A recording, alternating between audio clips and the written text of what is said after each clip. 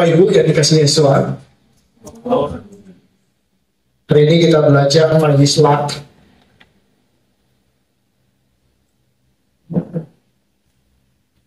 Jadi yang mengutus. Siapa dia itu? Yaitu Yakub. Ya. Jadi kita belajar dari parasat.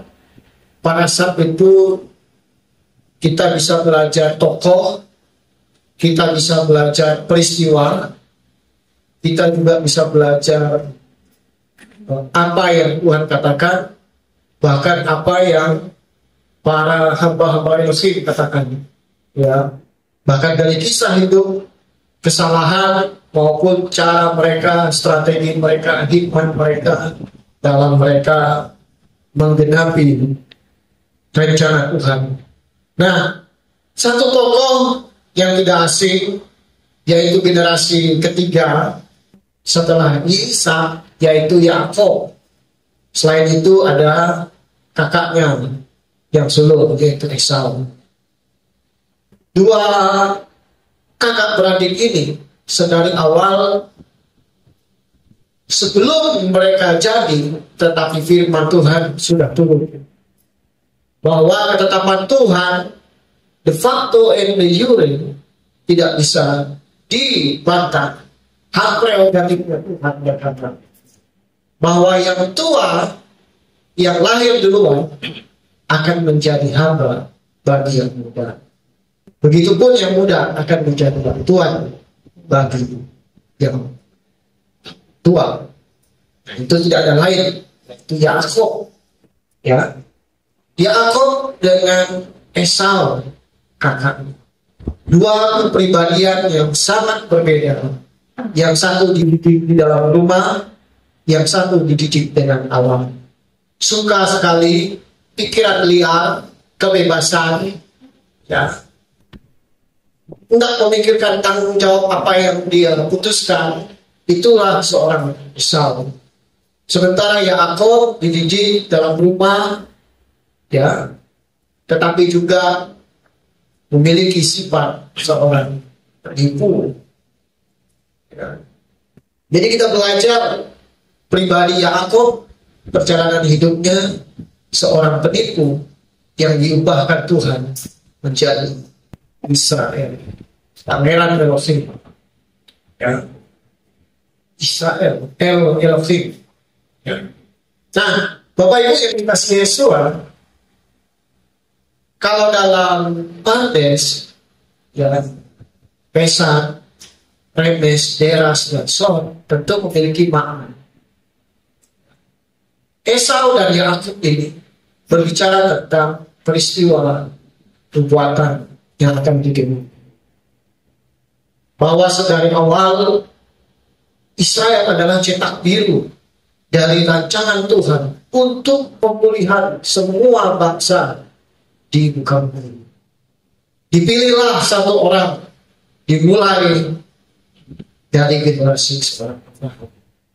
Memang sebelumnya nenek moyang dari Abraham itu sudah ada, tetapi secara master plan, ya, memang garis keturunan yang betul-betul dipilih yaitu Abraham. Ya, tetapi tidak bisa juga melepaskan nenek moyang Abraham. Ya, mulai dari Adam, ya, kemudian Sem, ya, Habel dengan Sem, ganti dengan Sem, ya, Enos dan sebagainya, Lamek, Metusalah dan sebagainya, sampai satu peristiwa ajaib besar yaitu Noah. Setelah Noah mulailah generasi baru. Dan itu tadi kita sudah sama-sama tahu bahwa Abraham. Nah, Bapak Ibu yang dikasihi Yesus, tiga pribadi ini memiliki warisan. Pelajaran yang mesti kita pahami bahwa berkat yang paling utama itu adalah memang Tuhan untuk pribadi sendiri. Ya, memiliki dia, mengasihi dia. Tetapi kita tidak bisa memungkiri bahwa keturunan adalah bagian dari warisan berkat Tuhan.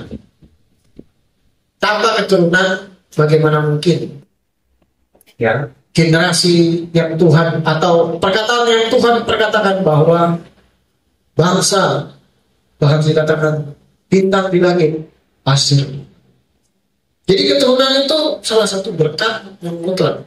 Itulah kenapa kalau iman yang lain mereka getol sekali tentang berbicara keturunan. Ada istilah poligami. Karena prinsip mereka memperbanyak manusia, memperbanyak jumlah mereka. Itu semakin membuat mereka berkuasa. Dalam satu daerah, strateginya sederhananya, kurangi jumlah penduduknya, perbanyak jumlah penduduk. Itu strategi penguasaan. Ya, saya jangan heran hal itu terjadi di sekitar. Ya.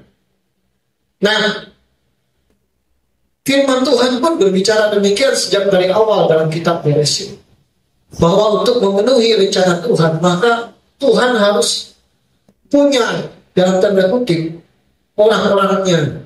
Makanya dikatakan beranak cuculah, bertambah banyaklah. Bagaimana mungkin kau bisa menguasai, mengolah bumi ini kalau kamu tidak, bahkan mati kata Asal. Dan sampailah peristiwa dari Abraham, di Ishak, kita sudah belajar, sampailah kepada seorang pribadi Yakub, ya, yang dimulai dengan kisah-kisah, yaitu tinggalkan penipuan. Dia memanfaatkan situasi untuk menipu Esau yang adalah kakaknya sendiri.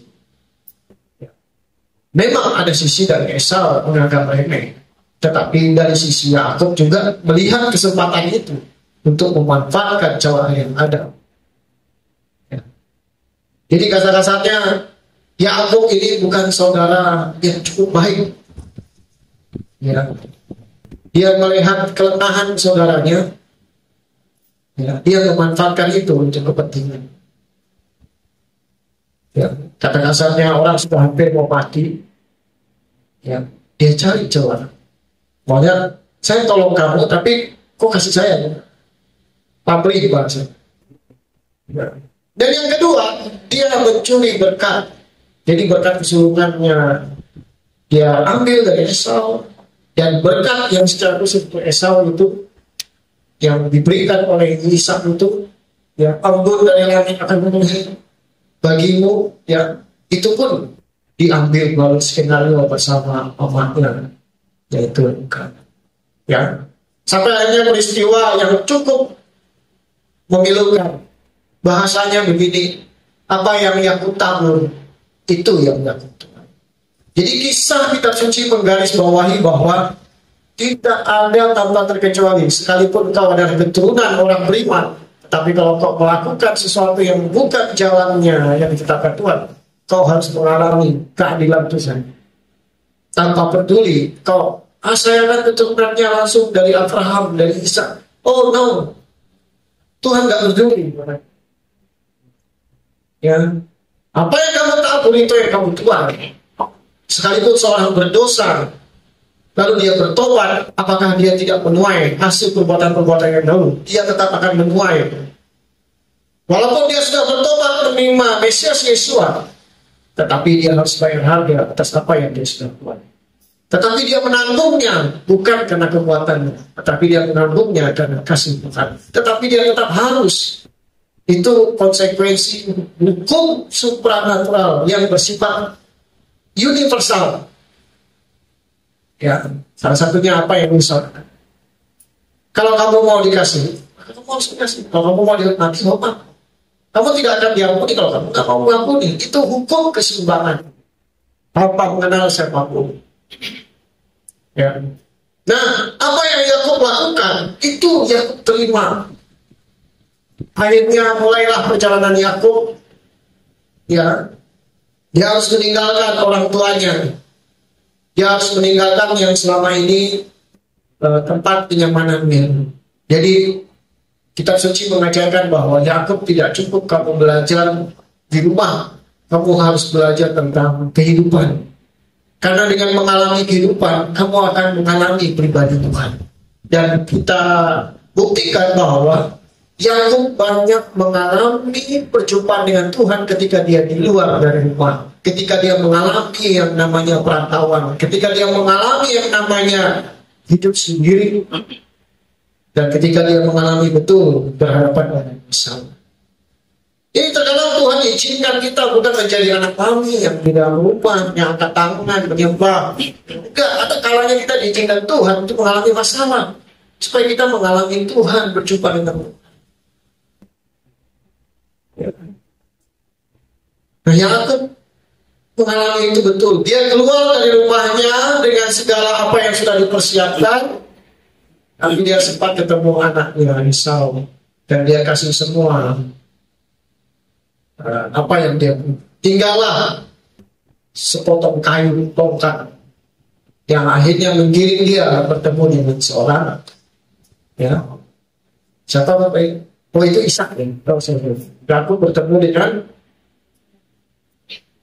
berapa? Adiknya ya, Rahel. Ya. Sorry, itu Ishak sebenarnya Bapak ini. Ya. Ya intinya Yakub dia lari ke rumah pamannya Laban, dan di sana dia mulai menjalani tempat-tempat. Ya, dia nanti akan mengambil Rahel, tetapi ditipu oleh Laban. Kemudian dia bekerja lagi untuk Rahel. Kurang lebih 14 tahun. Dengan usahanya dia mengasihi. Nah, singkat cerita Bapak Ibu, kalau kita baca kebenaran firman Tuhan dalam Bereshit pasal yang ke-32, maka di sana Yakub menjumpai Esau. Tapi sebelum menjumpai Esau, dalam perasaan sebelumnya, ya, kita bisa melihat bahwa sebab-sebab kenapa Yakub keluar atau dia sudah tidak lagi bersama Laban pamannya. Karena Yakub melihat bahwa Laban ini secara psikis, secara penglihatan dia, Laban ini sepertinya cemburu iri. Ya. Bahkan dia sempat cerita kepada istrinya tentang bagaimana ayah mereka itu memperlakukan dia seolah-olah saya ini kayak penjahat bagi bapak. Berapa kali dia berusaha juga mau tipu saya. Ya. Tapi kalau kita merenungkan, ya, bahasanya begini, ya, apa yang kamu perbuat pada waktu dahulu itu, kamu tuai dan kamu tipu bapak, mama, dan kamu tipu juga kakak. Ya, kalau kamu ditipu orang lain jangan marah. Ya. Dengan apa kamu memperlakukan orang lain, dengan itu juga kamu akan diperlakukan. Itu yang dikatakan tabur Tuhan. Tapi terlepas dari semua itu, rancangan Tuhan tidak pernah hilang, bahkan putus atau gagal atau berhenti dalam hidup kita. Dia selalu punya cara, mekanisme, tujuan untuk memenuhi kebenaran firman. Dari kehidupan Yakub kita bisa lihat bahwa setelah dia melihat ada konflik yang tidak bisa kita lanjutkan seperti begini, akhirnya dia memutuskan untuk berpisah dari Laban dengan secara sembunyi-sembunyi, sampai akhirnya Laban mengejar dan dapati. Tetapi singkat kata bahwa mereka melakukan perjanjian, ya, tapi akhirnya mereka berpisah dalam damai. Nah, dan dia juga bermimpi, dan dia diminta Tuhan kembali ke tanah, ya, nenek moyang, ya. Dan dia harus kembali. Bahasanya begini Bapak. Ayat yang ketiga, 31 ayat itu. Memang ada pemicunya, ya, di ayat 1 dan 2, ya. Tapi ayat 3 juga, firman Tuhan masuk kepada Yakub, pulanglah kembali ke negeri leluhurmu dan kepada kaum keluargamu, aku akan menyertai kau. Ya. Di tengah persoalan yang dihadapi Yakub, Tuhan memberikan, bisa dibilang solusi enggak, karena memang Tuhan firman-Nya tidak mengingatkan, aduh kata Laban dia bicara begitu, ya sudah kamu pulang sudah. Tuhan tidak berbicara seperti itu. Tapi Tuhan katakan langsung, pulanglah kembali ke negeri leluhurmu, kepada kaum keluargamu, aku akan menyertai. Banyak firman berbicara kepada kita, tapi eksekusi keputusan ada di tangan kita. Sehebat siapapun, mau gembala, pastor, pendeta, bahkan malaikat sekalipun Tuhan datang, kalau tidak ada keinginan, niat, dan kasih di dalam keputusan itu murni berasal, bahkan melakukan firman Tuhan karena mengasihi Tuhan, itu yang Tuhan mau, bukan karena Tuhan paksakan. Pulanglah kembali ke negeri leluhurmu, kepada kaum keluarga, aku akan menyertai kau. Di tengah konflik, masuklah Tuhan untuk menggenapi rencananya. Yakub harus memenuhi rencana Tuhan. Turunannya, bahkan semua janji yang difirmankan kepada Abraham. Tetapi itu harus dimulai dari tanah negeri leluhur, bahkan tanah Kanaan yang dijanjikan. Aku akan menyertai engkau. Kemudian kita bisa lihat bahwa Yakub dengan bersama Lea, Rahel, dan seluruh kawanannya, mereka kembali ke tanah di mana ayah mereka. Tanah negeri leluhur. Namun, Bapak Ibu, Tuhan meneguhkan kembali di ayat 11-12. Juga malaikat Elohim berkata kepadaku dalam mimpi, ya aku, dan aku menjawab, inilah aku. Wah, jawabannya sama ya, tidak leluhur ini. Hineni. Lalu dia berkata, sekarang angkatlah matamu dan lihatlah seluruh pejantan yang menjantani kawanan domba itu adalah belang-belang, corek-corek dan buncit. Sebab aku telah melihat semua yang telah Laban perbuat kepadamu. Akulah Elohim yang di Betel, tempat engkau telah mengurapi sebuah kuku yang di sana engkau telah bersumpah sebuah sumpah kepadaku. Sekarang bangkitlah, pergilah dari negeri ini, pulanglah ke negeri kelahiran. Ada lagi berkata, pulanglah padaku Bapa Ibu.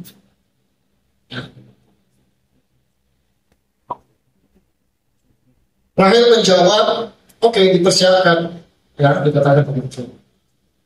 Ya, singkat kata bahwa Yakub menuju tempat di mana Tuhan meneguhkan melalui mimpi penglihatan, dan dia kembali ke tanah di mana dia tumbuh. Namun masalah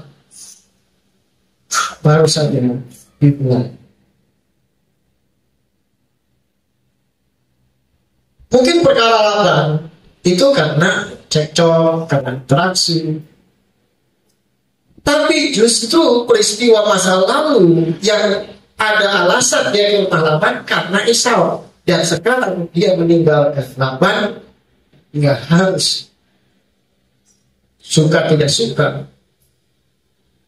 Apalagi ketika dia mendengar Esau sudah berada atau akan menuju ke wilayah Seir. Anda bisa bayangkan peristiwa masa lalu yang belum selesai karena tindakan ceroboh kita. 20 tahun kemudian Anda harus berhadapan dengan peristiwa berlalu. Orangnya tidak mati, tapi orangnya juga hidup. Esau masih tetap hidup. Anda bisa bayangkan bahwa untuk kembali kepada Tuhan ada harga yang dibayar. Ya. Anak muda yang bungsu Dia sadar bahwa hidupnya ini salah. Dan dia sadar bahwa sepertinya ada peluang untuk kembali. Dan dia tahu kalau dia kembali gak penting bagi dia untuk, ya kalau tidak diterima sebagai anak, ini orang upahan, minimal saya makan roti. Tapi kalau kita baca mungkin sekilas kisahnya seperti gampang saja. Tapi kita nggak tahu, yang sering saya katakan, seberapa susahnya anak bungsu ini melakukan perjalanan kembali ke rumah Bapa. Kita tahu dia kembali dalam kondisi pasti lapar karena memakan makanan mati itu tidak dikasih. Dan kita tidak tahu bagaimana peristiwa. Kembali ke rumah Bapa atau kembali ke Bapa itu bukan perkara gampang. Ya. Harga yang kau bayar ketika kau meninggalkan Tuhan, maka harga yang kau bayar juga ketika kau akan kembali. Orang dunia katakan tidak segampang itu bermusuh.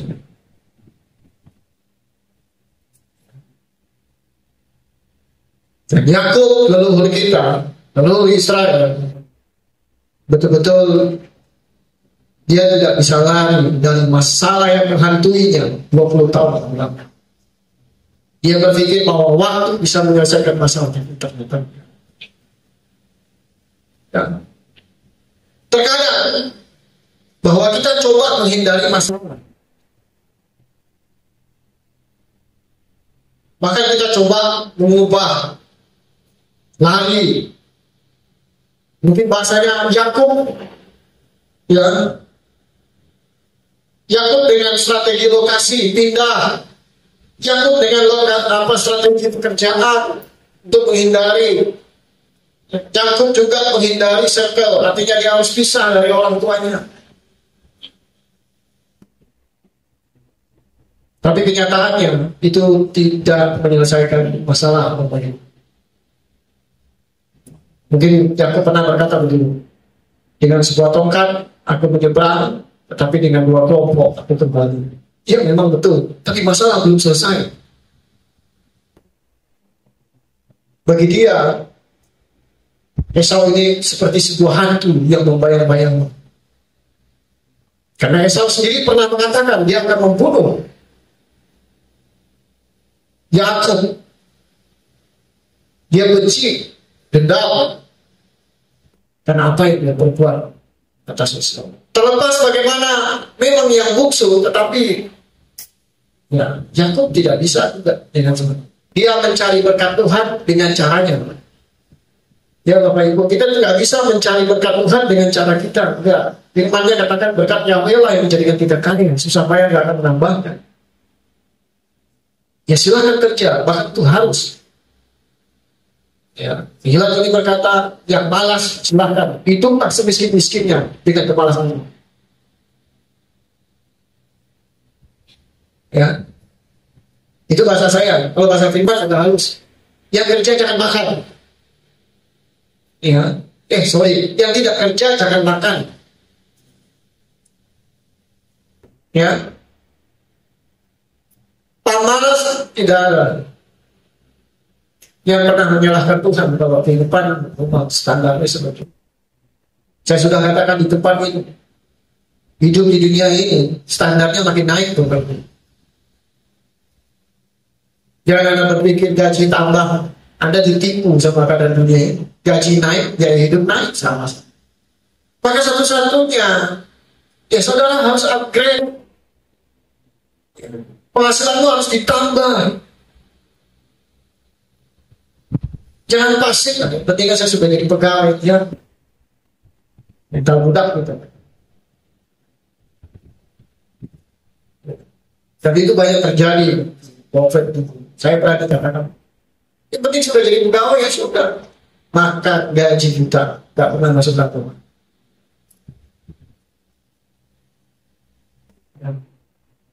Tanggal 1 sampai 5 bersyukur. Di atas tanggal 5 mulai yang belum. Salahkan pemerintah, salahkan orang, segala macam. Gak bisa. Kebenaran firman Tuhan. Tuhan menciptakan tangan dan kaki kita, muka kita itu untuk menyembah, tangan menengadah, kaki untuk berlutut, muka menghadap Tuhan. Tapi di satu sisi juga tangan ini harus bekerja, kaki ini harus bergerak, muka, otak ini harus diolah, berpikir bagaimana. Gak bisa kita. Makanya dikatakan ada ungkapan orang yang lamunan, doa dan bekerja. Ya. Nah, Yakub selama 20 tahun dia hidup menutupi bayang-bayang masa lalunya dengan apa yang dia kerjakan, mencoba membangun kehidupan. Dia mendapatkan istri, kemudian dia mendapatkan banyak binatang, domba dan ternak dan beberapa kekayaan. Ya.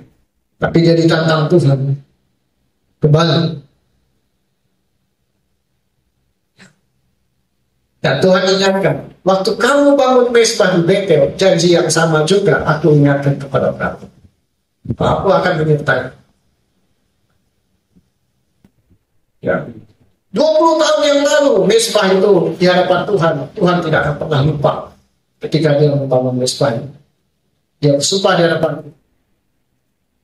Tuhan yang sama, Elohim yang sama, tidak pernah lupa lalai. Yakub mungkin lupa, mungkin. Kita mungkin bisa lupa perkataan firman Tuhan, tapi Tuhan tidak akan pernah lupa dengan kebenaran firman. Di sini kita bisa melihat bahwa bayang-bayang masa lalu dari seorang Esau itu seperti hantu yang seolah-olah hidup kembali, dan Yakub siap dan mau tidak mau harus berhadapan dengan. Lalu bagaimana dengan kita?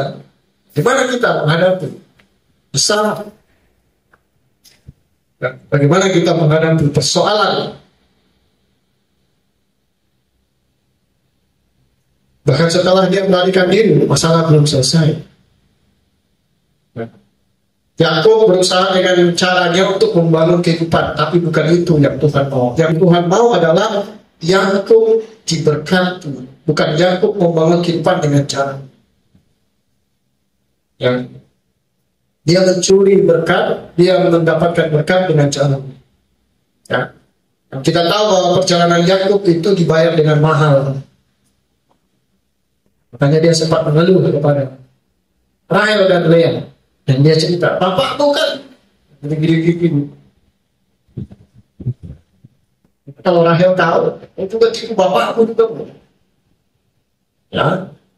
Nah, kita lihat lagi bahwa Yakub kembali. 20 tahun bukanlah waktu yang singkat, Bapak Ibu.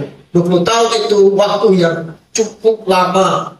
Bahkan untuk seusia seorang manusia yang sekarang, 20 tahun itu sudah menjadi seorang manusia. Ditambah dengan umur Yakub pada saat itu, Yakub sudah tidak tua lagi, sudah tidak muda lagi. Kenapa tidak muda? Karena sudah dua. Itu Lea dan Rahel, kemudian ditambah dengan anak-anak, belum ditambah dengan budak, belum ditambah dengan ternak. Apalagi Yakub itu bukan seorang ahli komputer yang duduk manis tenang, tapi enggak, dia peternak yang memang hari-hari kerja. Enggak bangun, enggak kerja, berarti enggak makan.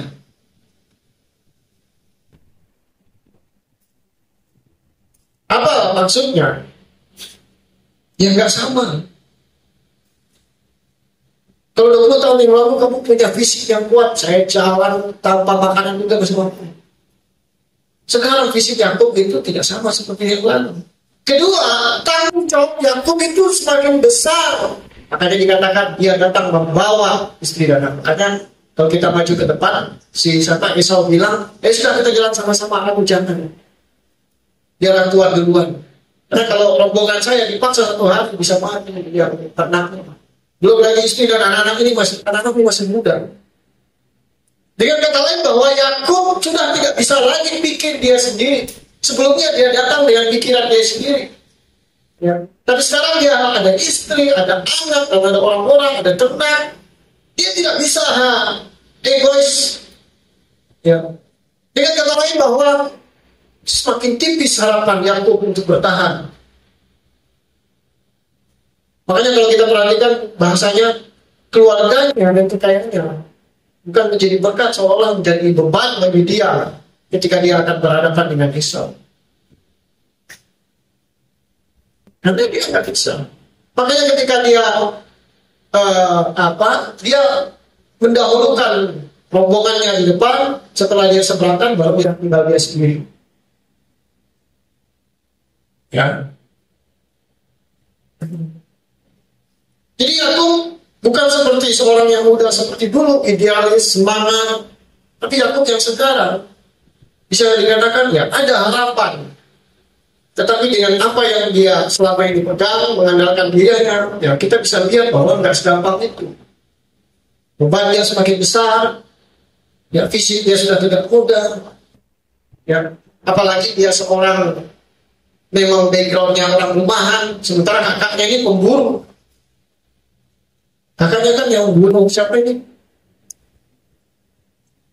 Yang dia ngambil pakaiannya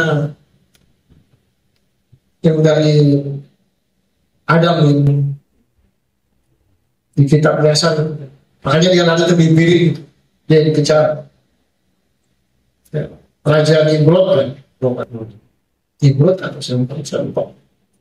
Ya. Nah di sana kita bisa lihat bahwa Yakub akan bertemu, ya. Di sini kita bisa belajar bahwa lari dari masalah nggak akan menyelesaikan persoalannya. Masalah bukan untuk dihindari, masalah untuk dihadapi dari sisi. Be gentleman. Bahkan dikatakan Anda yang menciptakan masalah, Anda harus menyelesaikan masalah. Kau berani keluar dari rumah Tuhan, kau hendak kembali selesaikan. Bukan Bapa yang menjemput anak yang bungsu, tapi anak yang bungsu datang kembali. Dia tahu rumahnya di mana. Dia punya tanggung jawab. Ya. Bahkan di sana kita bisa melihat bahwa jangan kita berpikir bahwa seperti orang zaman, seperti pada umumnya orang berpikir, biarlah waktu yang akan menjauh, bahkan waktu yang akan mencoba menghapus masa lalu. Gak akan bisa. Bahkan minum minuman keras dengan mabuk segala itu tidak akan menyelesaikan masalah. Mungkin sesaat seperti terhenti waktu, tetapi masalah tidak akan pernah selesai. Dan Yakub mengalami sendiri. Dan tapi ada satu perbedaan yang Yakub yang dulu dengan yang sekarang. Yakub yang sekarang memang secara fisik dia berbeda. Kedua, tanggung jawab dia. Artinya dengan keadaannya seperti ini ya, impossible dia bisa lari dari Esau, kecuali dia malas tahu, korbanin aja semuanya. Tapi kita bisa lihat dari cara dia mendahulukan orang, membagi, dan dia berpikir Yakub ini tidak egois. Dan situ kita bisa lihat bahwa Yakub sudah banyak belajar selama 20 tahun dari kehidupan yang dia jalani. Ya. Jadi Yakub bukan seperti Yakub yang dulu yang memang ambisius, tidak peduli, ya. Tapi hari itu dia mengambil keputusan, saya harus rekonsiliasi dengan kakak. Kalau begini terus sampai mati, gak mungkin. Ya, ada loh. Ada orang yang sampai mau mati tidak mau memaafkan.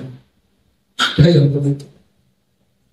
Bahkan itu diungkapkan, sampai mati pun saya tidak akan memaafkan dia. Fix masuk neraka, selesai. Karena tidak memaafkan. Bagaimana kami? Katakan bahwa dosa yang tidak diampuni adalah dosa yang tidak mengampuni.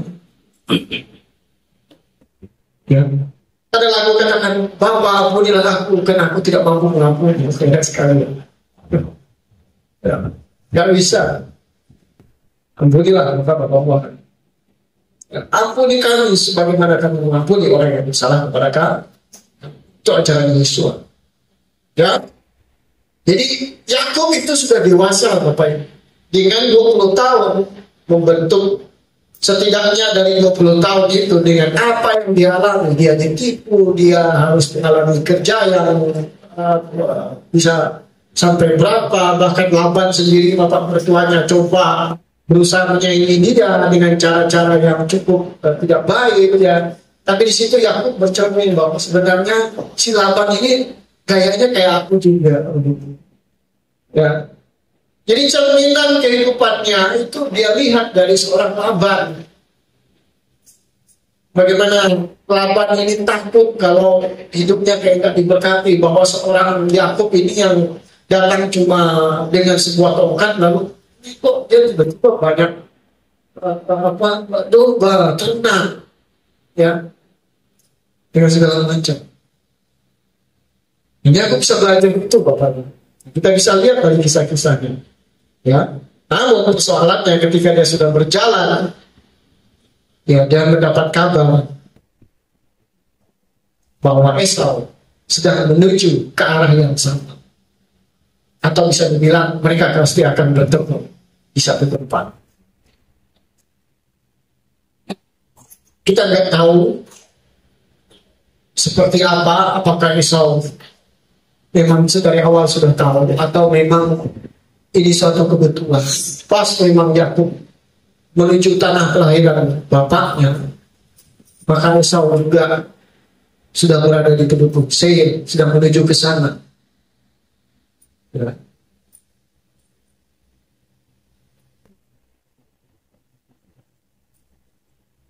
Satu pelajaran penting yang pertama, Bapak Ibu, bahwa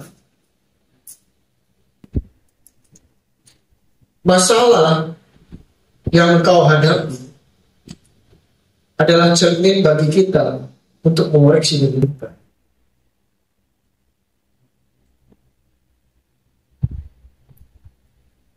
Masalah yang kau hadapi hari ini adalah cermin yang Tuhan pakai untuk mengoreksi kita.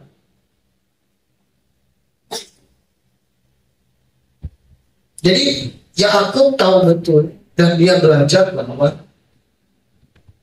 sebenarnya keadaanku seperti ini karena apa yang aku perbuat. Yakub tahu. Maka satu-satunya jalan dia harus menyelesaikan apa yang dia sudah mulai.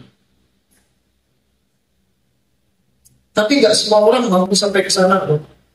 Makanya, kenapa seorang yang bungsu itu bisa bertobat? Itu dimulai dari kemampuan dia untuk mengevaluasi dirinya. Karena dia pikir, waktu dia mau makan tapi nggak dikasih makan, ininya jalan. Ya, kok konyol betul ya hidupku ya?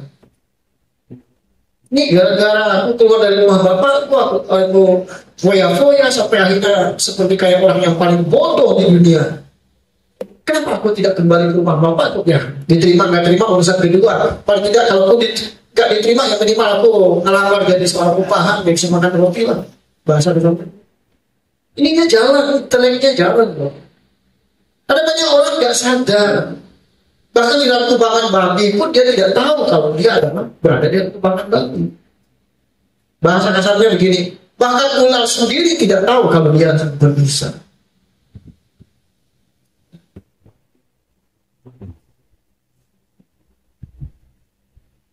Bahkan ada yang katakan bahwa biarlah kami mati dalam dosa kami.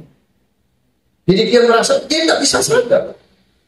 Kalau kita dalam bahasa Ibrani atau dalam bahasa iman, ada kelipar, ada selaput yang menutup sehingga dia tidak bisa. Kalau bukan Tuhan yang membukanya, itu dia tidak akan bisa tahu. Maka harus ada campur tangan Tuhan di sana. Selebihnya keputusan kita mau kembali atau tidak. Sama seperti Anda menyampaikan firman Tuhan. Bahasa kita kok sesimpel itu, kamu nggak bisa mengerti. Bukan masalah itu, Bapak Ibu. Kalau kita mengerti bahwa setiap manusia itu punya selaput, karena dosa menutupi selaput itu, kelipah itu menutup. Makanya ada yang namanya di dalam firman Tuhan disunat potong. Ya. Konsepnya sesuatu daging itu harus dibuang. Nah, kelipah itu harus dibuka. Makanya kita katakan kita nggak bisa membawa orang ke dalam pertobatan kalau bukan Tuhan yang membuka selaput celah sehingga dia bisa melihat dan dia bisa sadar.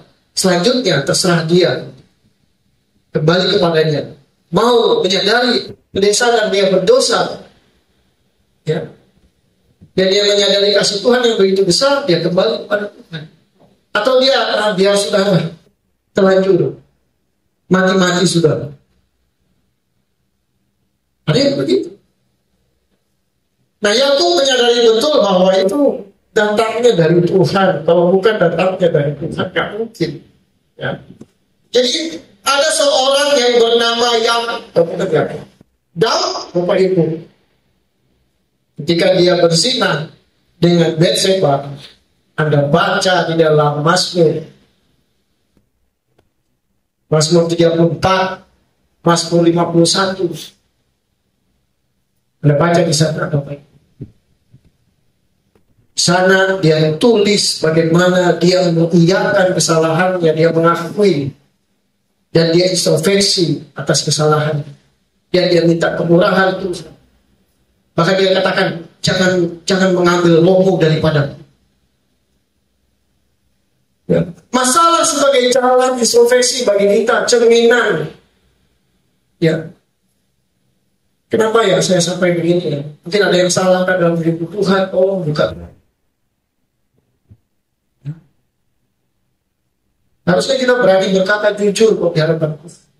Jangan pernah sembunyi. Kayaknya aku baik-baik saja. Tidak ada salah di hadapan. Ya kita sama seorang Farisi juga. Menganggap diri benar menurut ukuran kita. Sama seperti Amsal katakan, manusia benar menurut ukurannya, tapi di mata Tuhan bukan.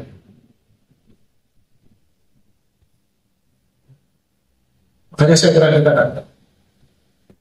Orang bilang bahwa gereja itu bengkel.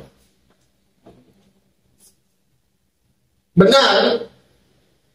Tapi tahap dasarnya adalah gereja itu tempat di mana dosa harus dijaga. Kalau gereja sudah tidak mampu menelanjangi dosa, bagaimana mungkin mau memperbaiki orang yang salah atau memperbaiki orang yang rusak? Kalau dosa saja, gereja itu tidak mampu mengidentifikasi ini dosa atau tidak. Bahkan yang lebih parah, berdosa pun dinyatakan benar. Dosanya yang ditelanjang, bukan orang, tapi dosanya yang harus ditelanjang.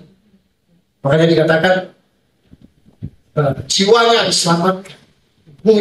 Kalau tubuhnya binasa, tapi jiwanya. Nah, Yakub menjadikan masalah dan menjadikan 20 tahun itu sebagai sarana untuk introspeksi, cerminan bagi dia untuk melihat Laban ini adalah diriku sebenarnya. Makanya Tuhan pakai Laban itu untuk mencermin bagi aku. Jadi sadar, Yakub ini kayaknya diriku juga. Ya.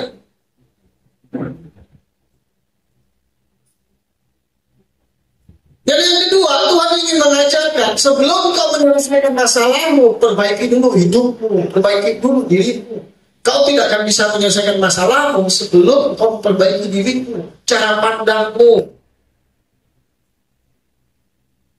Ya. Yakub mengerti betul. Makanya intervensi Tuhan ada 2 kali dalam hidupnya, bahkan sebelumnya. Pergilah, aku akan menyertaimu. Tuhan ingin mengatakan bahwa selesaikan masalahmu. Yang ubah cara pandangmu melalui apa? Berkat itu datangnya dari Tuhan, bukan dengan caramu. Makanya ketika kalau kita maju ke depan, dia berkata kepada Esau, terimalah. Padahal Esau berkata, punyaku banyak.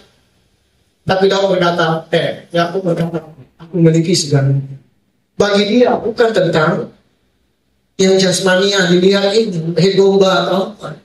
Tapi dia tahu sadar betul berkat yang sebenarnya adalah pribadi Tuhan itu sendiri yang penyerta. Makanya kenapa Abraham tidak takut kepada pilihan ketika dia menyuruh Lot, silahkan kamu pilih. Kamu ke kanan, saya ke kiri. Kamu ke kiri, saya ke kanan. Kenapa? Karena karena Abraham tahu berkatnya bukan tentang lokasi, tetapi dimanapun dia berada, berkat di Abraham. Ya. Karena firman-Nya sendiri, kemanapun kau pergi, aku akan menyertai kau dan membuat kau berhasil. Apa yang kau kerjakan dibuat Bapak yang berhasil. Ya, bukan. Oh, kalau saya nggak di kesehatan, saya nggak berhasil. Nggak ada sebuah itu Bapak Ibu. Dan saya mengalami itu. Ilmu saya beda sekali. Tapi Tuhan percayakan sampai saat ini. Walaupun itu dengan harga harus belajar, kalau tidak mau. Karena bidangnya beda sekali. Tapi nggak jaminan. Ya. Nah, kembali kepada firman Tuhan, kita belajar bahwa masalah sebagai jalan introspeksi, kita harus perbaiki dulu diri kita, baru kita selesaikan masalah kita. Selama kita nggak memperbaiki diri kita, selama ini saya memandang, kenapa ya saya nggak bisa mengasihi Tuhan? Jawabannya, karena kamu nggak menyadari Tuhan sangat mengasihimu begitu besar. Semakin besar kesadaranmu akan kasih Tuhan, pasti kau sangat mengasihi. Karena ini bukan tentang kita, tapi tentang Dia. Makanya selalu firman-Nya berkata kepada leluhur. Dia katakan apa? Kalau udah terakhir, Akulah. Ini tentang Dia, Bapak Ibu. Bukan tentang keadaan kita. Kalau aku mengasihi Tuhan dengan sedikit, berarti kayaknya Tuhan mengasihi. Tuhan gak dipengaruhi dengan dirimu. Kalau Tuhan dipengaruhi dengan dirimu, berarti Dia bukan Tuhan. Faktanya Dia menyelamatkan kita. Bahkan kita ketika kita berdosa, seharusnya kita berdosa kita benar. Ya. Makanya Yohanan 3:16, karena begitu besar kasih Yahweh akan dunia ini. Perhatikan, begitu besar. Seharusnya kita melihat begitu besar. Sehingga kita sadar bahwa kita menerima kasih yang besar, maka kita mengalir keluar kasih yang besar. Sehingga nggak ada lagi, aku kayaknya mengasihi Tuhan, kayaknya nggak terlalu deh gitu kan. Hanya dikatakan, semakin besar kasih Tuhan mengalir dalam diri seseorang, semakin besar juga kembali kasih itu kepada Tuhan. Jadi jangan heran kenapa orang yang berdosa, bahkan dikatakan perempuan yang berdosa, bahkan masih banyak yang lain, dia mengasihi Tuhan dengan luar biasa. Karena dia tahu dia mengalami kasih Tuhan yang begitu banyak.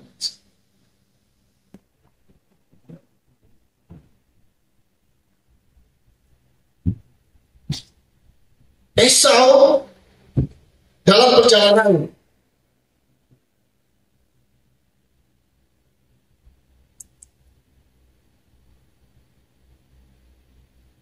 tapi kita lihat masih ada kedagingan soalnya.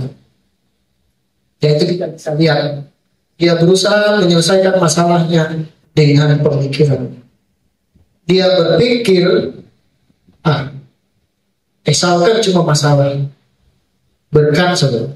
Ya sudah, terus apa yang saya sudah mulai dengan berkat juga. Makanya dia membagi kelompoknya dan dia kasih berkat. Ya. Mungkin Esau berkata begini, adik, tidak semua masalah bisa diselesaikan dengan hanya dengan uang. Tapi cara pandang yang bahwa Esau kan mungkin tidak punya warisan, tidak punya apa, ya sudah, yang saya kasih. Bahasanya Yakub berusaha menyelesaikan masalahnya dengan caranya. Ya, dia utang maka dia harus bayar utang, gitulah. Itu caranya dia kan seperti itu. Makanya dia kelompok-kelompokkan, dia ternak segala macam. Bahkan dia nanti usahakan ketemu, ya, supaya lunak begitu. Tapi yang namanya orang kalau udah sakit hati, dendam, gak akan dipengaruhi. Apalagi kalau orang yang punya prinsip yang teguh, seperti kayak orang Jepang. Orang Jepang itu gak main-main, harga diri lebih tinggi. Persoalan tidak bisa diselesaikan hanya dengan uang. Bahkan nyawa pun bisa. Bahkan diminta untuk potong tangan. Atau apapun itu. Nah, Yakub berusaha memberikan hadiah Kalau kita bisa lihat dalam Kejadian pasal 32 di sana, ya,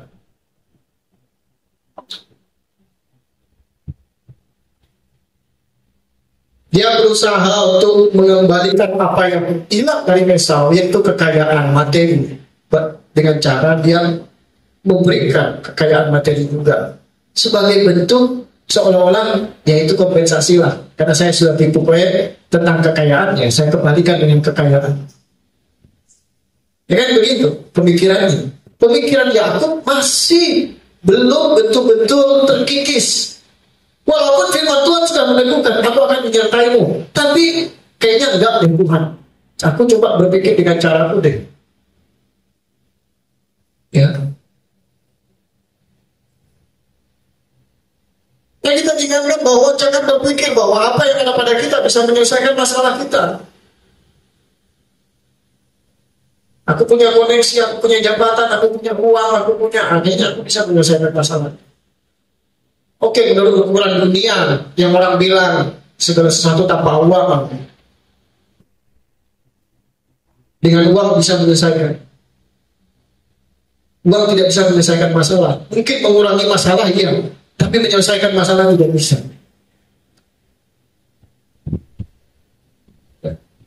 Karena beberapa orang punya prinsip yang berbeda. Ada yang mungkin ya uang saja, karena mungkin jiwa martabatnya rendah, yang disogok dengan uang ya sudah selesai.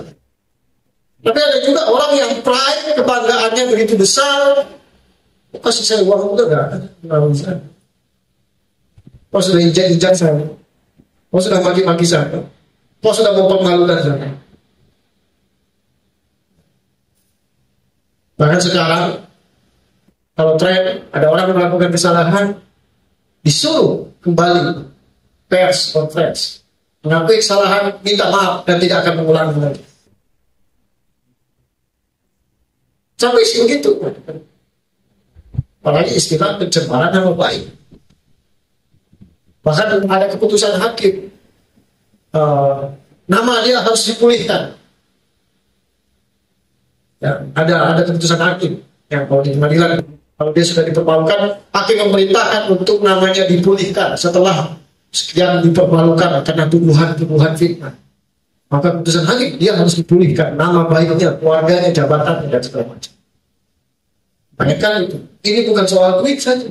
Ini bukan soal kekayaan, tapi cara pandang yang, cara pandang dunia, cara pandang materi, cara pandang fisik.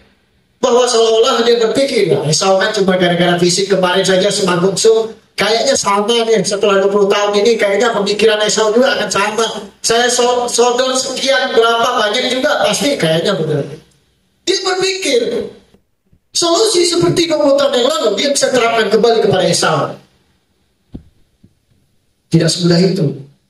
Venus. Ya. Makanya di dalam Yeremia pasal 17 ayat 5, beginilah firman Yahweh, terkutuklah orang yang mengandalkan manusia dan mengandalkan kekuatannya serta hatinya menyimpang dari Yahweh. Tuhan mendidik Yakub, caramu tidak berkenan Yakub. Sampai 20 tahun tidak akan kubiarkan engkau masih mengandalkan dengan caramu. Engkau harus bisa menyelesaikan dengan cara seorang gentleman, dengan caranya Tuhan. Masa kamu harus mengulang lagi kisah-kisah yang lalu? Saudaramu mau kamu tipu dengan cara halus, kamu sogok, bukan itu solusinya. Ya, trik yang 20 tahun lalu mau dia pakai kembali. Misalkan makan duitan, sudah saya kasih saja. Ya. Kita nggak bisa menyelesaikan masalah kita dengan cara praktis yang menurut kita. Mungkin anak sakit, solusinya apa? Ke rumah sakit. Itu sarana, tapi tujuannya harus mendahulukan Tuhan, berdoa dulu. Baru silahkan ke rumah sakit periksa darah. Bukan semua langsung sana. Dahulukan dulu intinya, baru cara Tuhan, sarana yang Tuhan pakai melalui, ya, bisa melalui obat, bisa melalui, ya, rumah sakit, bisa juga dengan iman yang fokus, bisa juga dengan makanan, pulih sembuh.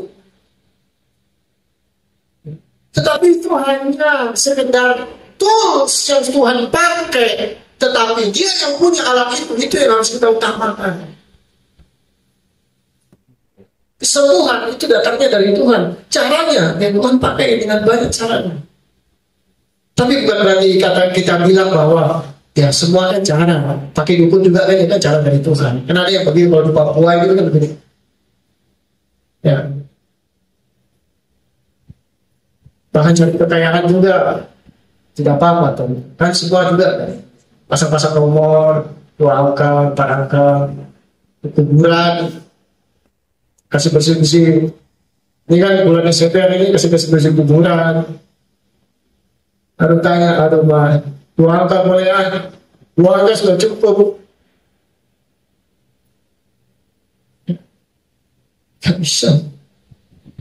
Dukun, dunia, judicial token itu bukan caranya Tuhan. Caranya Tuhan berkat datang dari dalam Tuhan.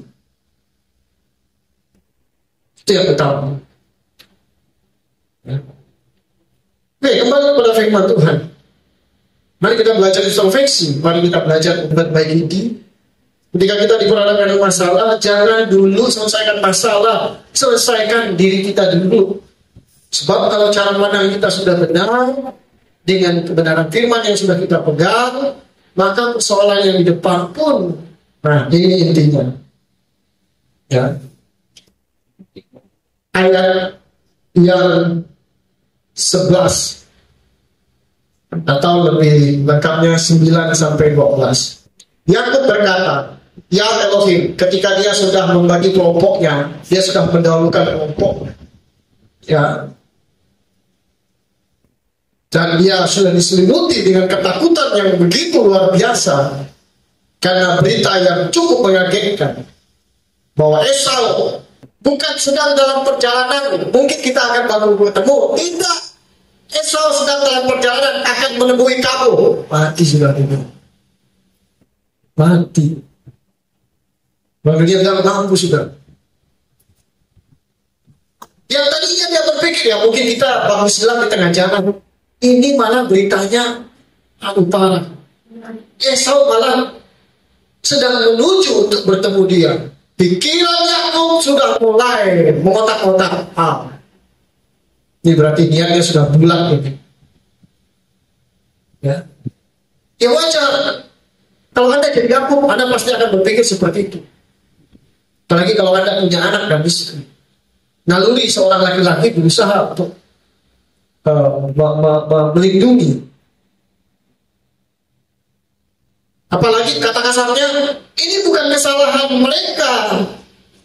Walaupun mereka adalah bagian dari Yakub, tapi suka gak suka, mereka juga terlibat gara-gara Yakub 20 tahun yang lalu menipu kakak. Akhirnya mereka harus dalam tanda kutip lari-lari sedikit, menghindari Esau. Saya baca beberapa tafsiran dikatakan bahwa banyak orang berpikir bahwa Yakub ini dengan cara hikmatnya, memang ada sebagian cara hikmatnya yang dia tadi berusaha berpikir untuk ya sudah kalau dia kehilangan materi ya sudah saya ganti dengan materi. Lalu ada yang berpikir enggak, dia membagi ini karena dia ketakutan dengan caranya dia supaya dia begini. Saya katakan kalau dia takut seharusnya dia berubah arah. Kalau dia takut, seharusnya dia balik mundur ke lawan. Kalau dia takut, biarkan istri anak kembali, biar saya maju. Selesai. Masalah yang selesai, mungkin kami minimal dampaknya tidak terlalu besar kepada apa yang istri anak saya. Dan faktanya, ketika dua kelompok itu sudah diseberangi, dia tinggal sendiri. Saya baca itu sungainya itu tidak dalam dangkal. Jadi dengan kata lain kalau bicara strategi penyergapan, Yakub ini sangat rentan sekali kalau memang niatnya Esau itu mau bunuh itu selesai. Apalagi dia membawa 400 orang. Dan tangannya Esau tidak perlu berhubungan darah, cukup 400 orang. Bahkan dikatakan anaknya sendiri pun mau tebas si Yakub. Ya. Tapi karena Yakub berusaha memberikan seseorang ini, dia kembali. Baru kecuping kecil saja dia sudah kelabakan, apalagi 400 orang laki-laki. Bukan bencong waria yang dia bawa, enggak. Ya, ini Esau ini pemburu. Ya, Anda tahu bagaimana seorang pemburu mengintai buruan akan hati seorang Yakub. Tahu apa dia tentang padang belantara dan hutan dan segala macam. Ya, jauh lebih strategi seorang Esau. Yang itu sangat gampang, apalagi dengan Yakub yang beban dengan istri anak ya, yang semakin lambat lah bahasanya. Tapi enggak, itu semua enggak. Ya, seorang Yakub tetap dia gentleman. Walaupun sedikit beberapa cara pandang yang berusaha. Ya mungkin strategi itu bagian. Kalau dia kan berusaha mengubah cara pandangnya, semoga reda amarahnya. Dia berpikir bahwa kayaknya 20 tahun dia sudah lunak. Dan dia berpikir, kayaknya kan uang, ya sudah saya kembalikan. Ya. Bahkan dia menggunakan bahasa-bahasa yang metafora cukup tinggi. Tuanku. Padahal Anda baca 7 kali dia sujud. Berusaha untuk membujuk Esau. Ya. Dan Yakub berkata apa? Ya Elohim leluhurku, Abraham, dan Elohim ayahku, Ishak, yang telah berfirman kepadamu, pulanglah ke negerimu dan kepada kaum keluargamu. Aku akan melakukan yang baik. Aku telah menjadi tidak layak dengan segala kemurahan dan akan segala kesetiaan yang telah kau lakukan kepada hamba-Mu. Karena dengan sebatang tongkat aku telah menyeberangi sungai Yordan ini. Tapi sekarang aku telah menjadi buah-buah.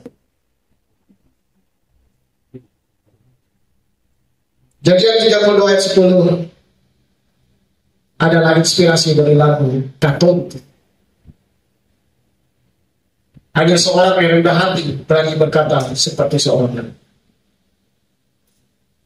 Ada banyak orang naik sedikit.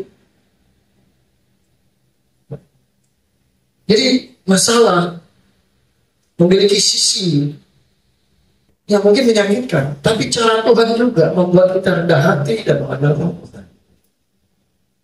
Memang betul ajaran Yesus bahwa jauhkanlah kami dari pencobaan. Siapa juga yang mau masalah? Bahkan bapak saya katakan masalah jangan dicari. Tetapi kalau itu memang harus dihadapi, kita selesaikan dengan siapa. Ya. Tapi yang menariknya bahwa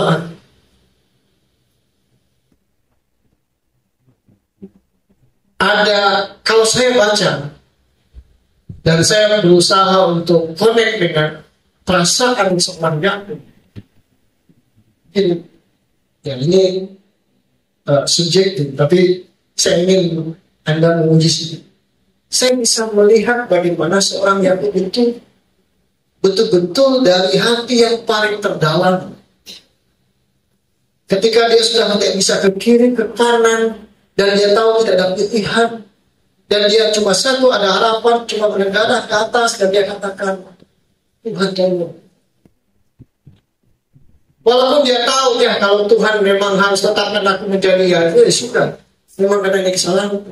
Tapi dengan bahasa yang sederhana, kita ingin mengatakan bahwa apa yang dikatakan seorang Yakub adalah permohonan yang keluar dari lubuk hati yang paling dalam, dan memang bahasanya besar total. Bahkan saya katakan beda dengan orang-orang kebanyakan. Tapi Yakub itu begitu jujur dengan hidup. Tuhan tolonglah dia merasa takut. Cara Kristen, katakan saya berani. Tapi dalam kisah ini Yakub jujur dengan hidupnya. Dia tidak munafik menuntut segala sesuatu Tuhan dan penuh. Bahkan dia katakan apa? Aku mohon lepaskan aku dari tangan saudaraku, dari tangan istri. Karena aku sangat takut kepadanya. Jangan-jangan dia datang dan akan membunuhku. Para ibu sampai kepadanya. Ya wajar kalau ibu dan anak-anak juga dibunuh. Karena itu bagian dari kehidupan Yakub. Apalagi kalau seorang yang berlawanan. Ya, Abednego kan begitu. Ganti pimpinan bersih. Ya, pucuk baru mulai muncul. Begitu pimpinan baru lagi, kandas. Tetapi itu pikirannya Yakub. Tetapi kita bisa melihat terlepas daripada apa jawaban Tuhan, tetapi dia betul-betul jujur dengan hidupnya. Dia sangat mengasihi anak-anak dan ibunya. Dia tidak mau juga mereka terlibat. Memang ini kesalahanku, tapi Tuhan kalau bisa kemurahan-Mu. Kalaupun dia memang parah-parah ya, kasihan mereka yang karena kesalahan selalu mereka harus menanggung. Ya. Kita bisa belajar di sini bahwa iman dari seorang Yakub, sebagaimana dalam kitab Ibrani tadi katakan, iman adalah dasar dari segala sesuatu. Bahwa Yakub ingin menceritakan bahwa iman itu bukan tentang menghilangkan rasa takut. Ya. Faktanya, ketakutan manusia itu adalah alamiah.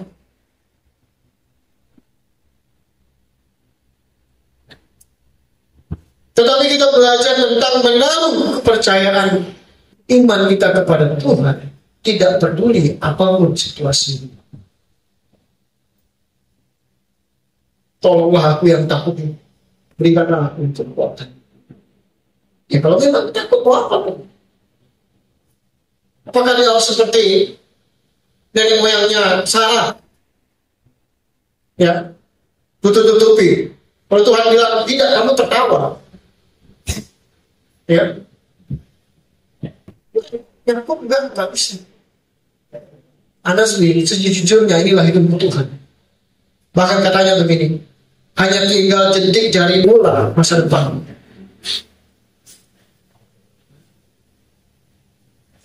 Rasa takut gak akan bisa hilang, itu alamiah. Bahkan mungkin saya pernah mengalami ini bulan Februari, saya pernah cek 2 Februari belum cair.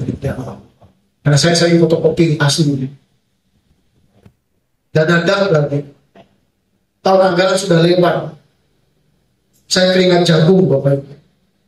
Sebesar biji jagung. Saya bawa pohon kelapa yang sekarang puskesmas dibangun. Saya dalam hati, saya berpikir begitu Bapak. Bahkan istri dan saya pun kalau kredit tidak akan bisa. Kayak total hampir sekitar 300 juta. Tuhan tolong Tuhan.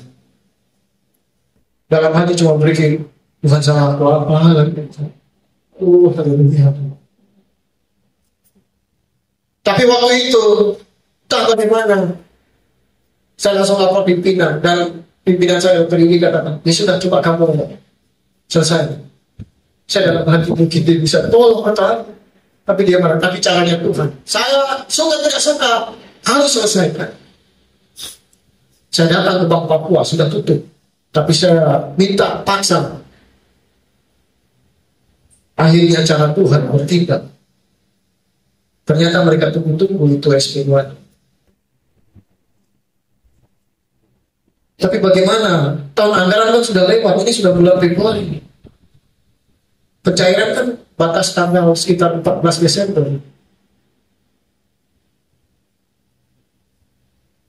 Tapi ternyata itu sudah dicairkan. Karena SP2 itu ada berapa lembar? Ada 5 lembar. Merah, kuning, hijau. 1 lembar itu sudah tebusan ke mereka. Tapi mereka tunggu tebusan yang dari BPKA. Ternyata belum, karena sudah akhir tahun mereka tak cairkan dulu. Nanti tunggu itu diendapkan, bukan diendapkan, di-set begitu. Tapi itu sebenarnya nggak boleh. Tapi itu karena dana itu kan kalau nggak diserap ya udah harus. Hari itu saya betul-betul Bapak Ibu, mungkin Anda pernah mengalami seperti jiwa hilang. Tulang itu rasa tidak rasa. Bahkan saya pikir hancur sudah masa depan. Hidup hanya untuk membayar sisa Allah. Kata kasarnya, jual diri pun tidak akan mampu. Mungkin kata kasarnya sih. Tapi ternyata Tuhan sudah bertindak di belakang layar. Dan saya menangis waktu itu. Ya, saya nggak tahu lagi mau ngomong apa. Mungkin kalau background bapak saya pejabat, oke lah. Mungkin saya bisa mengatakan, saya nggak tahu apa-apa. Datang ke negeri ini nggak bawa. Bukan bawa segala hal kekayaan dan punya. Enggak. Tapi rasa takut itu lebih rendah daripada janji Tuhan. Paham kan? Rasa takut itu ada, gak akan bisa hilang. Bahkan Yesus sendiri merasa takut ketika dia berhadapan dengan salib. Jangan kita sok tahu dan sok merasa berani. Yesus yang sesungguhnya, yang memang hidup benar, tidak bercacat celah, tidak ada dosa satupun, pun merasakan peluhnya seperti darah yang menetes. Sudah seperti itu, murid-murid jangan ada satupun berusaha untuk cover, malah cari jalan masing-masing. Itu pun Yesus masih sempat untuk mengingatkan ya kepada Petrus dan temannya. Terakhir dia nengok Petrus tanpa banyak kata. Petrus sudah tahu Yesus mau ngomong apa. Dia cuma tunduk saja. Ayat berpokok. Pelajaran yang sangat singkat, tapi seolah-olah dia ditebas samurai si Petrus. Itu seperti apa yang saya alami. Saya hamba betul. Terakhir dia ngomong, bukan aku, tapi tiba-tiba punya yang berkokok. Ya kalau dalam dirinya dia melihat. Ya. Dan Petrus tersadar dengan perkataan Yesus. Mau menangis, menyesal. Tapi apa daya? Yesus tidak mungkin berkata tanpa itu terjadi. Pasti tidak. Ya.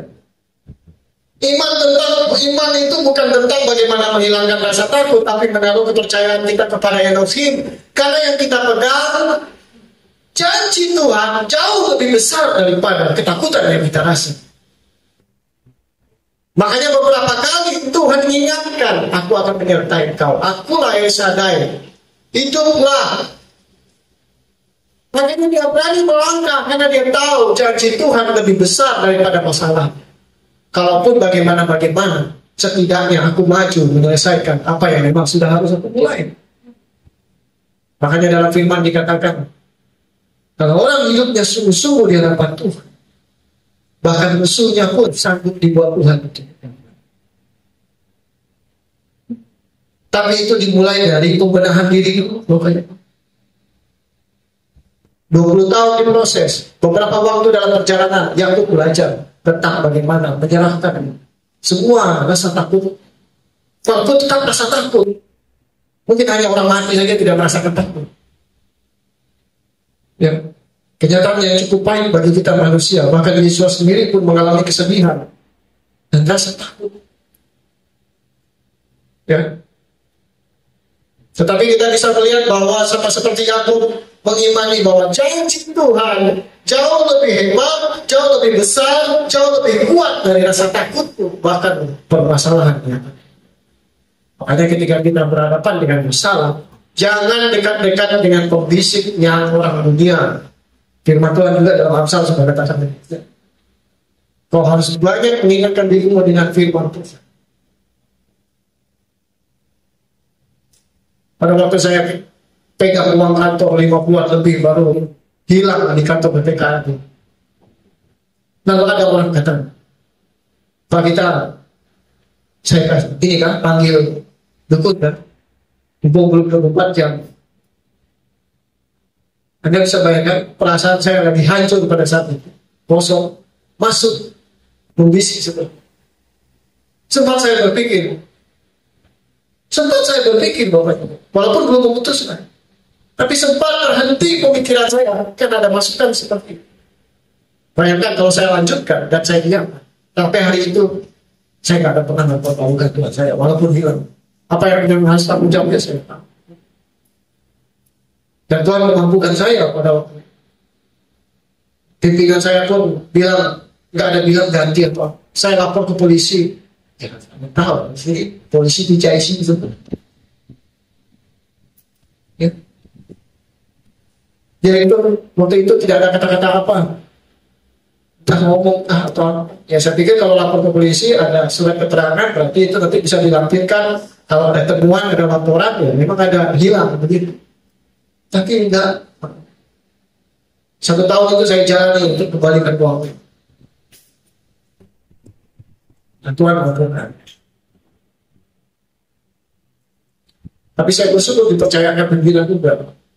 Dia memberikan kesempatan. Ya kamu pegang kegiatan ini supaya kamu bisa selesaikan. Dari sebagian saya sisihkan dan kembali. Terkadang Tuhan menyelesaikan dengan cara yang supranatural, tetapi juga Tuhan menginginkan kita dengan cara yang gentleman. Ada orang sembuh memang kan, sisa langsung hilang kan. Tetapi ada orang yang diizinkan Tuhan melalui banyak proses. Ya.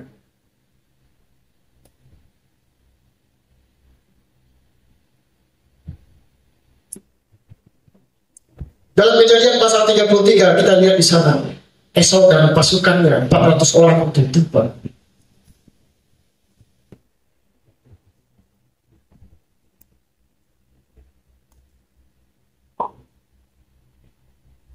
Dan Anda tahu, disinilah kita bisa lihat perubahan total dari seorang. Dia sendiri yang mempertaruhkan nyawanya untuk mendekati Esau. Setelah dia membawa 2 rombongan menyeberang. Di sini kita bisa dapati bahwa Yakub bukan dia jual rombongannya lalu biar mati satu begitu, bukan.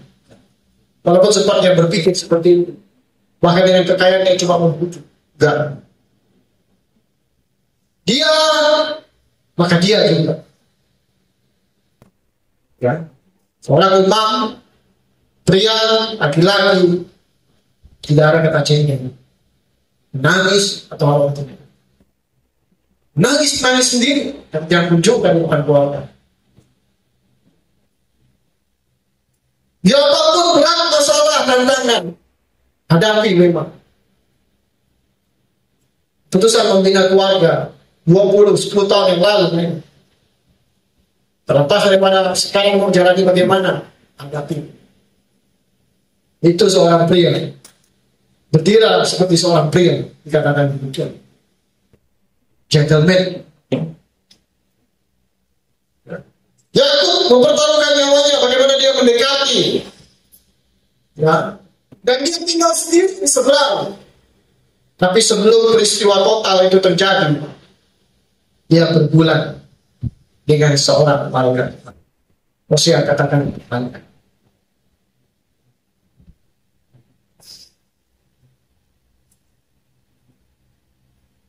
Karakter itu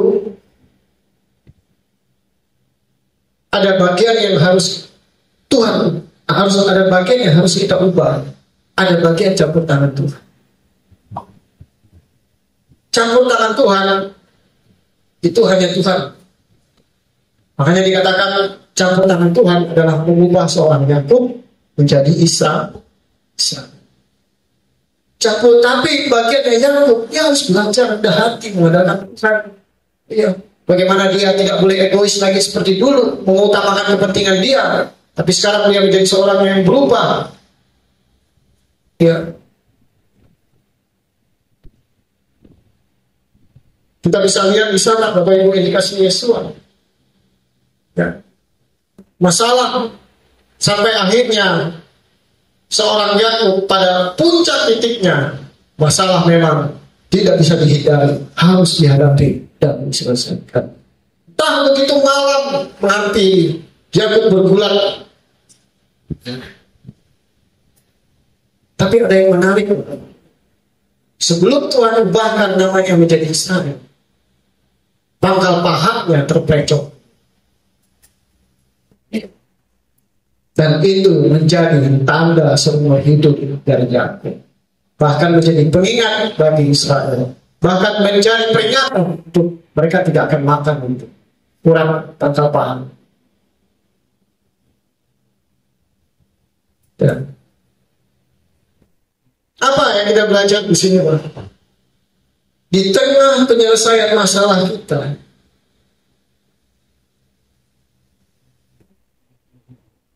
ada mujizat, selalu ada harga yang dibayar.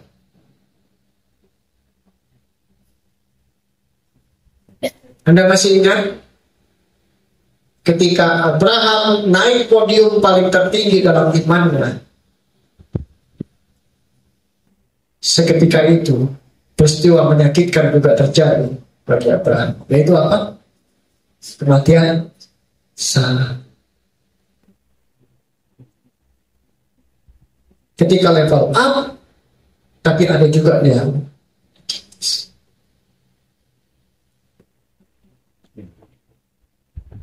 wih, luar biasa. Abraham pulang menjadi seorang yang berkemenangan. Tapi dia pulang tidak mendapati lagi seorang Sarah istri.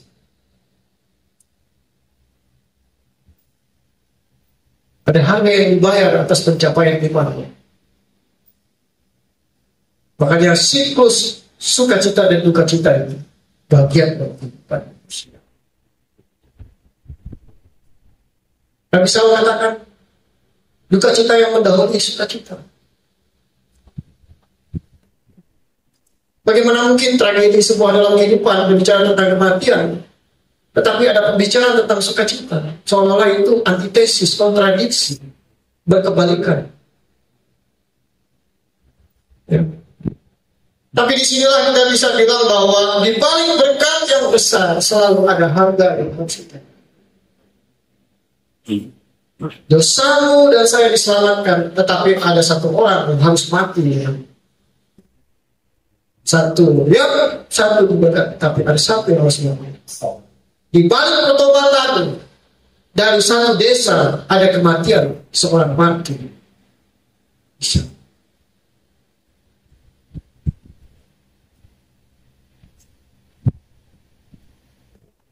Di balik kematian beberapa orang jemaat di awal-awal, ternyata itu menginisiasi pertobatan seorang Saulus. Bahkan orang yang pada saat itu dianiaya sama Saulus, ketika Saulus itu buta dan bertobat, mereka kaget.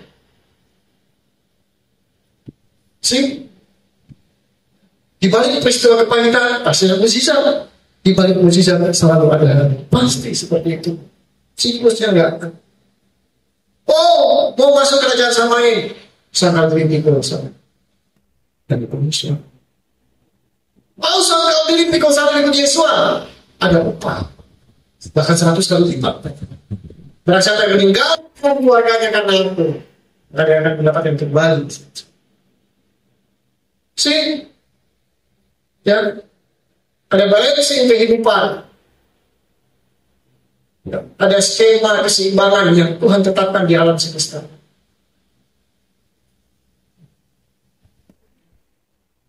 Ada pasangan suami istri, istrinya hamil, anaknya lahir, istrinya meninggal.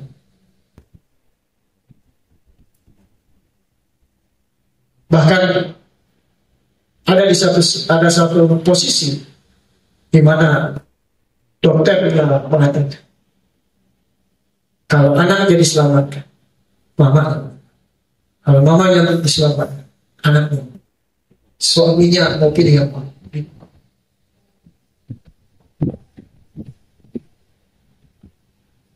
Di balik pencapaian kamu ada harga yang harus. Dan masih banyak yang lain, Bapak Ibu. Bahkan kita yang datang ke kehilangan ini, ada harga yang dibayar, tetapi juga ada upah berkatnya. Dua sisi yang tidak bisa lepas dalam kehidupan. Kenapa demikian? Karena firman-Nya sudah katakan, engkau tidak bisa setia kepada yang satu dan setia juga kepada yang satu. Harus salah satu engkau korbankan. Ya. Kau memilih sabar, atau memilih bekerja. Kalau kau memilih kerjaan, kau akan meninggalkan sabar. Kalau kau memilih sabar, mau suka tidak suka, kau harus meninggalkan pekerjaan. Ya. Yesus berkata kepada seorang anak yang muda, yang orang mati meninggalkan, yang orang mati mengumpul orang mati. Kau pilih mana? Mau ikut apa atau meninggal? Tentukan. Ya. Seorang Yakub, ya, dari Kejadian pasal 33 ayat 9 dan 11, bagaimana ada rekonsiliasi di sana. Esau berkata seperti ini, aku memiliki banyak, aku mempunyai banyak. Tetapi aku berkata apa? Aku memiliki segalanya.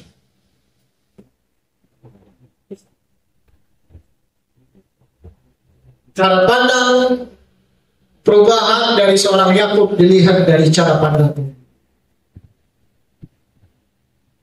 Dulu dia melihat segala sesuatu adalah jasmani, berkat. Wah, ini berkat saya harus ambil.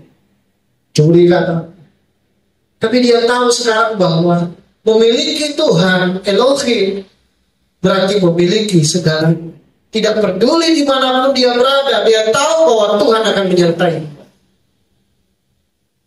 Kalau dulu dia berpikiran, berkat Tuhanlah. Tapi sekarang, dimanapun aku berada, kalau Tuhan menyertai aku, di situ pun aku menyertai. Padahal seharusnya dia sudah belajar dari bapaknya bisa. Dia gali, orang tutup. Dia gali, orang tutup. Dia gali, orang tutup. Musim menuai dia. Dan musim mulai nanam, dia nanam. Akhirnya panen 1,5 kali lipat. Enggak. Ya, masing-masing orang punya jalan hidupnya dan perjalanan hidup. Itu uniknya pembelajaran Torah. Enggak bisa sama. Bahkan kita bisa ada kontradiksi antara Daud dan Salomo. Ya. Daud dalam perjalanan dia rusak, tetapi berakhir dengan suatu kemenangan itu.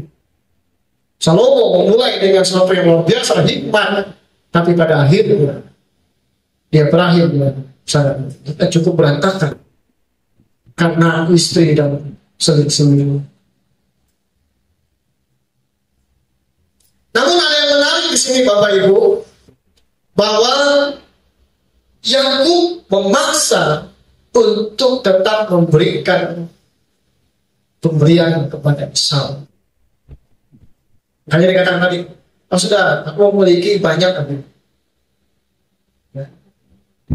Tapi Yakub berkata, aku memiliki segalanya. Namun dia tetap memaksa Esau untuk menerima pemberian. Anda tahu, dalam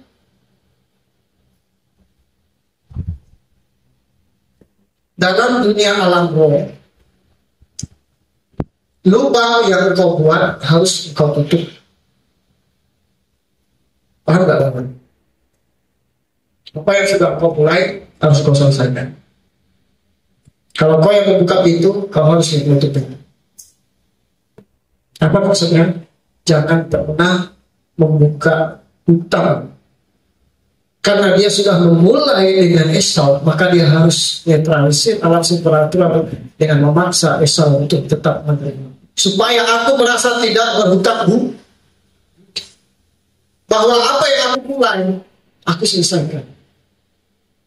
Itulah yang kenapa kakeknya lakukan kepada Rani. Ya, ia membeli tanah gua Patung Pegang itu. Dia nggak mau. Walaupun mereka bilang, Tuanku, pilih di mana, apapun itu jadi milik Tuhan. Oh nggak bisa. Saya nggak mau berhutang dengan cara seperti itu. Makanya saya katakan, Bapak Ibu, orang kalau sudah berhutang, nggak bisa saya kan, sial nanti. Saya, betul. Itu skema alam supranatural itu beda. Ya. Karena orang yang meminjam, orang yang dipinjam itu mengorbankan sesuatu yang dari dirinya karena dia tahu ada kepentingan saudaranya yang jauh lebih terbesar yang dia kedepankan. Ya, mungkin bahasanya dia juga perlu, tapi ya sudah pernah kamu beri. Tapi dia mengorbankan kepentingannya, bukan karena dia memiliki segalanya, enggak, dia tahu tadi. Makanya kalau di GoFund ini kan ada tulisan, ya, minjam seperti kucing, minta kembali datangnya harimau. Ya. Kalau lebih galak yang minjam daripada dipinjam.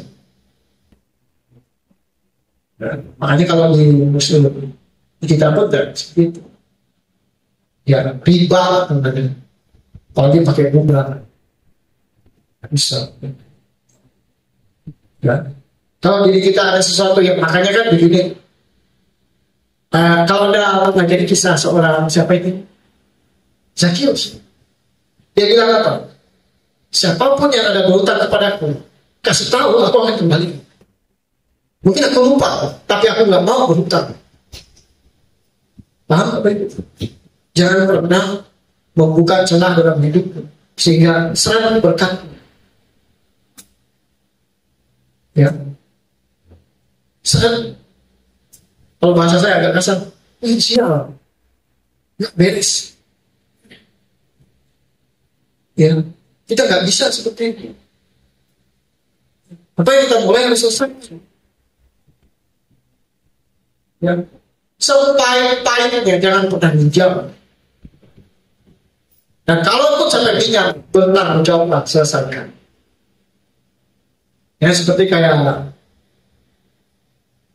polisi orang bilang ya pura-pura tidak tahu, pura-pura lupa, nggak bisa. Hidupmu nggak akan diberi. Karena ada penderitaan orang lain yang dia korbankan untuk kepentingan.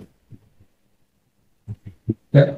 Nah, Yakub demikian, dia sudah tahu bahwa dia membuat lubang dalam kehidupannya si Esau. Dia harus menutup lubang itu, walaupun dia sadar bahwa kemurahan Tuhan lah yang membuat Esau lunak mukanya dengan cara. Tapi dia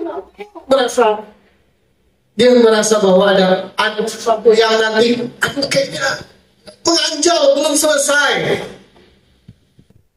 Ya. Tidak terima, bahkan kalau Anda baca, dia sujud 3 kali.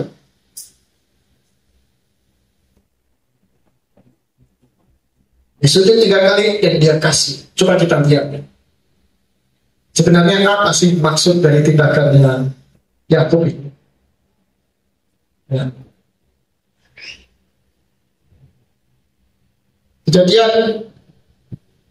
Janji Tuhan kepada berkat yang dicuri itu apa? Kejadian pasal 27 ayat 29.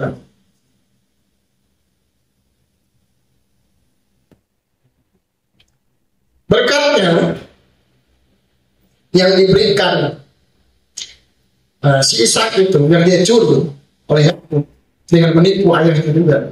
Dikatakan dalam satu ayat 29, biarlah bangsa-bangsa akan melayani dan banyak umat akan sujud kepadamu. Jadilah tuan atas saudaramu dan biarlah anak-anak ibumu akan sujud kepadamu. Terkutuklah mereka mengutuk kau, tetapi diberkatilah mereka yang memberkati. Apa yang dilakukan sama Yakub? Karena dia sudah mencuri, maka dia harus mengembalikan itu kepada Ishak. Dengan cara apa? Ya tadi, apa yang dia sudah mulai dengan membuka celah lubang dalam kehidupannya Esau, dia harus kembalikan. Maka dia memaksa untuk terima. Walaupun dia sampaikan, aku banyak kan. Ya. Berasa kitab suci seperti banyak-banyak. Adik. Ya. Lalu anak. Dikatakan banyak, tetapi dikatakan enggak, aku memiliki segalanya. Terima.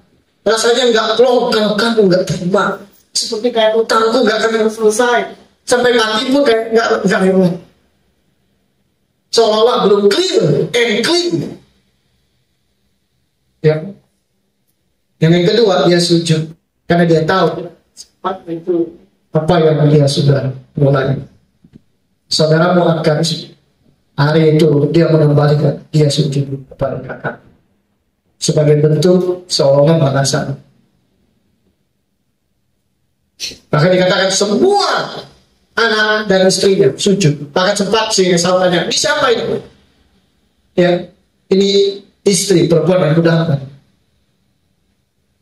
Ya, dia sempat tanya-tanya ke Esau. Ya, berkabar. Kalau yang didahului mereka saling memeluk, bisa nangis dan segala macam. Ya. Dan Yakub tidak lupa diri. Apa yang dia sudah mulai, dia harus selesai. Makanya kita suci katakan apa? Dalam hukum Torah ada peraturan sipil. Kalau kamu mencuri, maka kamu harus ganti rugi. Itu mekanisme yang Tuhan izinkan supaya kamu nggak merasa tertuduh. Jadi seolah-olah bahwa walaupun tidak menyelesaikan masalah, tetapi ada niat itu untuk mengkompensasi apa yang sudah aku rugikan kepada orang. Bahkan dikatakan kalau kamu lihat ternak seseorang, kalau kamu diam saja lalu dia mati, kamu juga. Kita juga merasa, makanya ada istilah tertuduh. Ada orang lagi susah, dan nggak tolong. Nanti setelah 10 meter, bagaimana ya saya nggak tolong, baru menyesal. Ya itu perasaan. Itu adalah bentuk sistem yang Tuhan buat dalam diri kita, jiwa kita, untuk mengingatkan kita. Rasa tertuduh itu baik, agar kita bisa salah. Perasaan saya nggak tenang. Itu mekanisme dalam batin mengingatkan kita, yang kamu harus kembali. Ya. Dan ketika Yakub menang dan bergulat di hadapan Tuhan, disitulah dia tahu bahwa apapun masalahnya, ketika aku memiliki Elohim, ketika aku memenangkan Tuhan, maka masalah pasti selesai. Makanya dikatakan, bahkan musuhnya pun sanggup dibuat Tuhan berdamai. Semua unsur berasa kembali ke Tuhan semua. Kisah para rasul, Petrus, Yakobus, Saul dan segala itu baik kembali kepada Tuhan. Mulai dari kitab Pengkhotbah diambil, kitab Amsal, Mazmur, semuanya kembali ke sana. Torah tanah. Lalu terakhir, ya, berkat yang membuat beda ketika dia diberkati oleh ayahnya. Dikatakan apa? Semua saudaramu akan sujud kepada. Tapi berkat yang spesial ketika dia sudah diubah, ketika dia memenangkan Tuhan dan dia diubah menjadi Israel, semua bangsa akan sujud menyembah kepadamu. Yang sebelumnya cakupannya saudaranya, tapi sekarang bangsa-bangsa. Makanya dalam nubuatan dikatakan ada 10 orang bangsa dan mereka akan menyatukan diri untuk memegang ujung jubah. Ya, seorang Rut mulai kisah perjalanannya. Tuhan, mana kau pergi?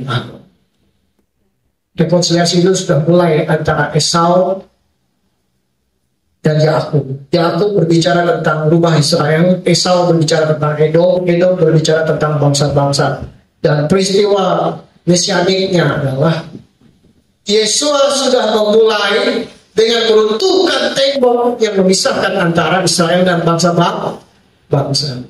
Tapi nanti rekonsiliasi besar akan terjadi. Pemulihan itu akan terjadi bagi bangsa Israel. Tapi dimulai dulu dengan bangsa-bangsa. Maka dikatakan sampai kegenapan dari bangsa-bangsa, maka Israel pasti akan dipulihkan. Maka dari itu, suka tidak suka, ada kerjasama yang besar antara Israel dengan bangsa-bangsa. Karena Israel itu zaitun berkualitas baik tetapi berbuah sedikit, sedangkan bangsa-bangsa zaitun yang berbuah lebat tetapi kualitas jelek, maka itu menjadi kualitas zaitun. Dan itu punya dedikasi kita juga. Kristen nggak bisa berdiri sendiri tanpa Torah, Messianic Judaism. Ya, hampir rata-rata semua akar pelayanan berasal dari sana. Orang Kristen pakai stola, sebenarnya penyadur dari sin. Ya, umat Katolik memakai kepa, jangan pastol. Suster ya pakai kerudung. Kita kan pasmina. Ya. Sampai ada orang bilang, Pak, di tempat Bapak kerudung ya? Dah, baru. Kamu gak pernah lihat gereja Katolik susternya pakai kerudung? Ya. Orang bagi rata. Kayaknya Bapak pakai apa? Topi-topi itu kayak muslim. Nah, kamu gak lihat itu kayak si pastor dengan itu pakai kayak topi. Ya, saya ada logika sama saja. Nanti baru jelaskan. Akhirnya mereka sebenarnya sumbernya itu dari sana sendiri. Makanya kalau kita baca, ya tidak akan pernah. Makanya perintah Tuhan itu kekal. Yang orang Kristen pada umumnya bilang bahwa itu sudah tidak pernah, tapi mereka sendiri masih memakai. Jadi Bapak Ibu, saya mengajak kita semua, siapapun kita, entah kemarin kau berhadapan dengan masalah, entah hari ini kau sedang berhadapan dengan masalah, atau besok lusa kita akan berhadapan dengan masalah. Tidak ada cara lain. Melarikan diri bukanlah solusi. Itu hanya ketenangan sementara. Satu-satunya jalan adalah menghadapi dan menyelesaikan dengan cara Tuhan. Tidak ada cara lain. Ya. Daud berusaha melarikan diri, tapi itu bukanlah cara. Dan dia sadar bahwa ketika dia sudah diperhadapkan dengan Saul yang sedang tertidur, dia memiliki kesempatan yang besar untuk membunuh Saul. Tapi dia tahu bahwa itu bukanlah jalan. Aku tidak akan menjamah orang yang curang. Walaupun secara sistem kemiliteran membunuh raja, berarti hari itu dia mengkudeta, bahwa dia akan menjadi pemimpin. Tapi bukan itu caranya. Biarlah itu datangnya dari Tuhan. Kalau Tuhan yang mau mulai, maka datangnya dari Tuhan. Ya Bapak Ibu yang dikasih Yesus. Kita harus punya mental belajar. Sama seperti Yakub. Dan saya sangat senang dengan pribadi Yesua. Yesua sudah tahu kekuatan. Yesua sudah tahu ketika dia memandang di Yerusalem, dia tahu bahwa dia akan disalibkan. Tapi satu-satunya manusia di dunia ini yang paling gentleman adalah Yesua. Dia tahu dia akan disalibkan dan dipukul dan dihina. Dia akan memenuhi nubuatan dalam kitab Yesaya semua. Tapi dia tetap berani maju ke tempat di mana dia akan ditangkap. Kita jangan seperti anak-anak Tuhan yang mundur, lari, cengeng, menangis. Ya, berani selesaikan di hadapan Tuhan. Harus berani katakan, masalah ini tidak akan menghancurkan saya. Bahkan dia yang akan hancur. Bapak yang akan berkata, Haleluya.